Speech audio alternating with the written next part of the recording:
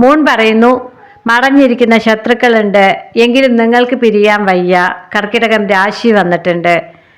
പുറത്തേക്ക് പുറന്തോട് പോലെ പെരുമാറുകയാണ് നിങ്ങളുടെ പങ്കാളി. പരുക്കനായി പെരുമാറുകയാണ്, റഫായിട്ടാണ് പെരുമാറുന്നതെങ്കിലും ഉള്ളിൻ്റെ ഉള്ളിൽ നിങ്ങളെ ആരാധിക്കുന്നു എന്നാണ്, നിങ്ങളെ സ്നേഹിക്കുന്നു എന്നാണ്, നിങ്ങളല്ലാതെ മറ്റാരും ചിന്തിക്കുന്നില്ല എന്നാണ്.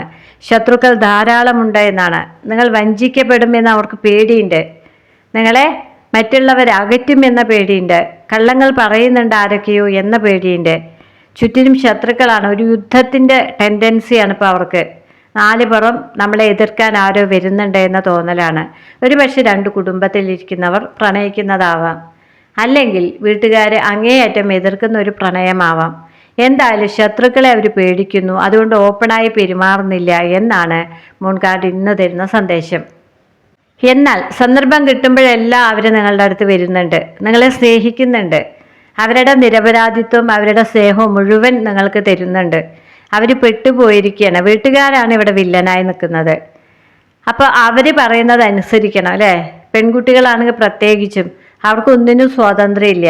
ഒരു തീരുമാനം എടുക്കാൻ പറ്റുന്നില്ല, തീരുമാനം എടുക്കാനുള്ള ധൈര്യമില്ല. ഈ അവസ്ഥയൊക്കെയാണ് മൂൺകാർഡ് കാണിക്കുന്നത്. കർക്കിടകം രാശിയാണ്, പുറകോട്ട് സഞ്ചരിച്ചുകൊണ്ടിരിക്കുകയാണ്. ഇനി അടിത്തട്ട് മുഴുവൻ കലങ്ങിയ വെള്ളമാണ്, തെളിയുന്നേ ഇല്ല. എപ്പോഴും ചേറ് കലങ്ങിക്കൊണ്ടിരിക്കുകയാണ്. ഈ ചേറ് എന്ന് പറഞ്ഞാൽ ചിന്തകളാണ്, ചളി, അത് ചിന്തകളാണ്. അപ്പോൾ എന്ത് വേണമെന്ന് തീരുമാനം എടുക്കാൻ പറ്റാത്തതാണ് ഓരോ പ്രണയത്തിൻ്റെയും പരാജയം. അത് തീരുമാനം എടുക്കാൻ പറ്റണമെന്നാണ് നമ്മളിവിടെ പ്രാർത്ഥിച്ചത്. അത് നമ്മൾക്ക് നല്ലത് വരുത്തുന്ന തീരുമാനമാവണം. അത് നമ്മൾക്കറിയില്ല, ഏത് തീരുമാനം എടുത്താലാണ് നമ്മൾക്ക് നല്ലത് വരിക എന്നറിയില്ല.